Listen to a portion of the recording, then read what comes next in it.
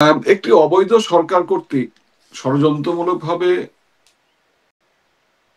অবৈধ ঘোষণা করা বা কার্যক্রম নিষিদ্ধ করা প্রতিবাদ বা প্রতিরোধ সেটা আসলে কিভাবে আপনারা করবেন? ইতিবাচক প্রভাব পড়েছে। আপনাদের কার্যক্রম নিষিদ্ধ করা হলো, আওয়ামী লীগের কার্যক্রম নিষিদ্ধ করা হলো। একটু সংক্ষেপে একটু প্রথমেই জানতে চাইবো যে এতে আপনাদের নেতাকর্মীদের উপর বা আপনাদের দলের উপর কেমন প্রভাব পড়ল? একটি অবৈধ সরকার কর্তৃক ষড়যন্ত্রমূলকভাবে একটি গণতান্ত্রিক রাজনৈতিক প্রতিষ্ঠানকে অবৈধ ঘোষণা করা বা কার্যক্রম নিষিদ্ধ করা, এটি নিঃসন্দেহে এর একটি ইতিবাচক প্রভাব বাংলাদেশে এবং বাংলাদেশ আওয়ামী লীগের উপরে এবং সমগ্র বিশ্বব্যাপী গণতান্ত্রিক সমাজের একটি ইতিবাচক প্রভাব পড়েছে।